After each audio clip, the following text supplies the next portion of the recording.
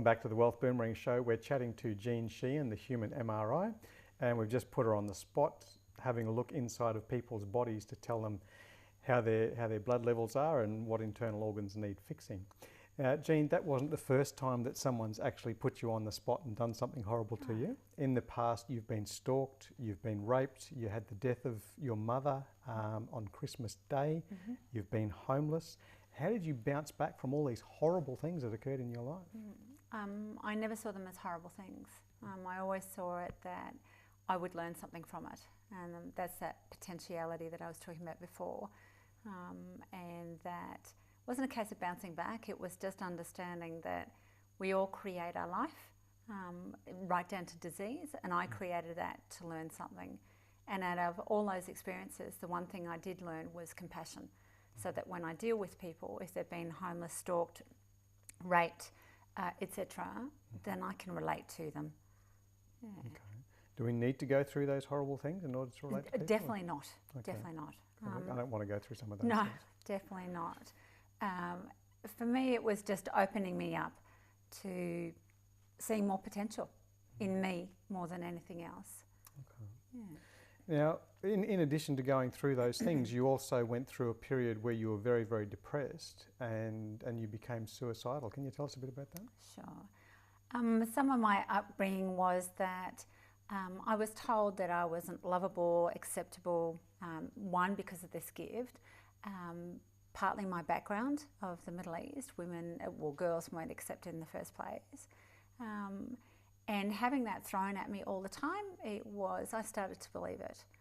I didn't see that I was good at school, I didn't see I was good at sport, I didn't see I was good at making friends, all the things that were socially acceptable, because I hid that gift or potentiality. And as one thing and another started to get on top of me, and the more I hid myself, the more I went into what I call that black space or depression.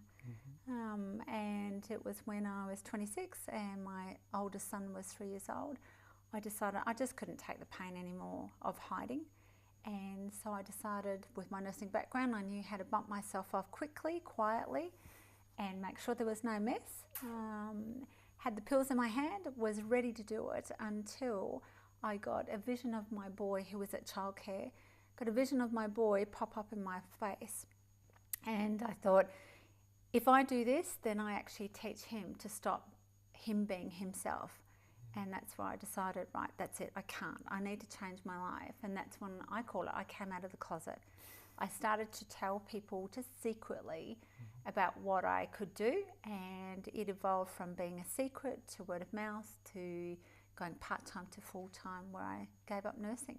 Okay. Yeah. So you had this ability of being able to look into people's bodies ever since you were born. Yes.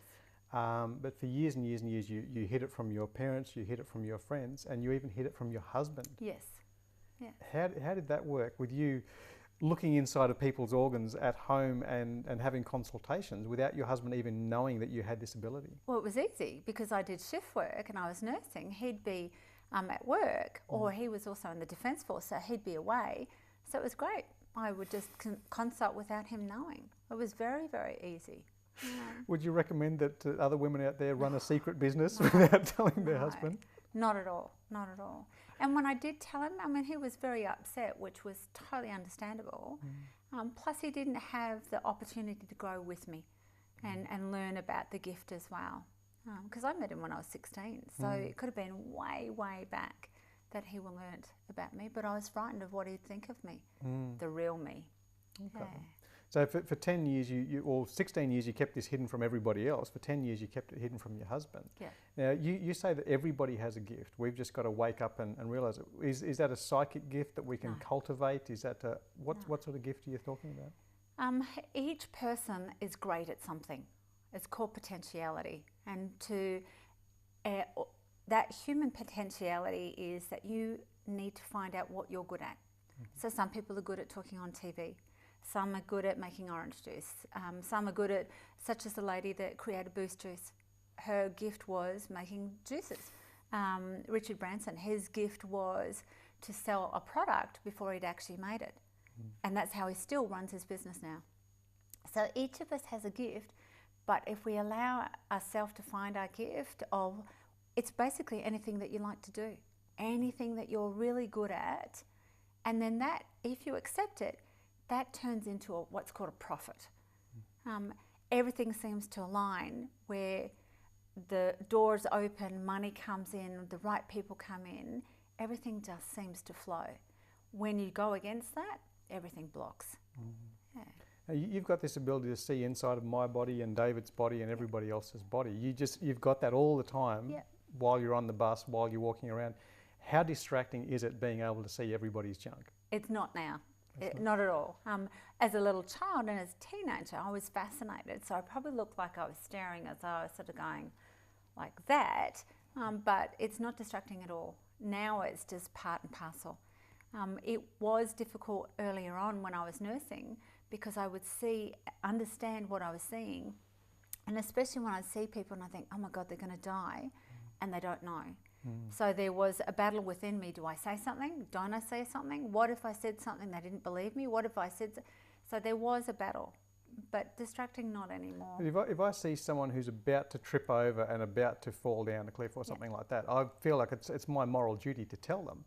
If you see someone who's got a blocked duodenum or someone who's about to have a coronary artery or something like that, do you feel like it's your duty to tell them, or you feel like you're interrupting? Not so much duty. It will be dependent on the situation.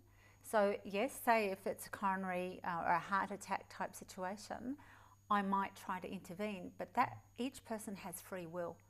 They have a choice whether they choose to live or die. So no matter what I do, they can choose the opposite anyway. Okay. So some people are actually choosing illness, some people are choosing to die. Yeah. Wow. Yeah. That's a bit heavy. It's extremely heavy, but that's when I see inside the body. Why is it some people that will come for consults, they choose not to do what their body wants, and they choose passing over or dying. You do recommendations for people. You do a lot of international clients via Skype and things like that, and you make recommendations. Are there people who deliberately not follow your advice? Yes. Wow. And they have free will, and that's fine.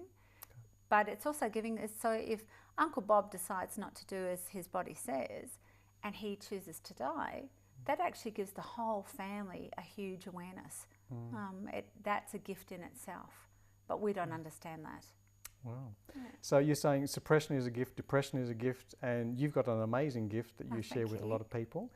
Thank you, Jean, for coming onto the show. Thank you for having a look at my stuff and having a look at David's stuff, and for doing the work that you do, because years ago you would have been burned as a witch, and now you're out there loud and proud and speaking your truth. So thank you very much. Jean Sheehan, the Human MRI, her business is called Millennium Education. The website is allthews.absoluteempowerment.com, or you can search for Human MRI on Google and you'll find her. Thank you, Jean, for being on the show, and thank you for watching the Wealth Boomerang Show. Every week we profile someone who has boomeranged back and created their own wealth in their own way. Make sure you connect with us on Facebook to join the discussion about the show, ask questions of the guests, or suggest guests or topics that you'd like to see. Next week we present Eric Bailey as a baby who was crippled and abandoned but defied the odds to walk, run and play professional basketball with Michael Jordan and Magic Johnson. He's now almost 7 feet of sheer inspiration and has a message for you about overcoming any physical or mental barrier.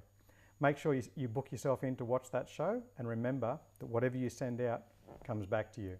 Your wealth is whatever you value, and your wealth is whatever you say it is. Good night, Brisbane, and good night, Asher, my rose. Daddy loves you.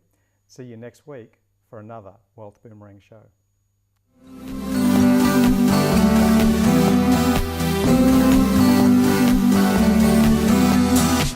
It really matters what you think. It also matters what you do. So if your brain waves don't just sink, what you send out comes back to you.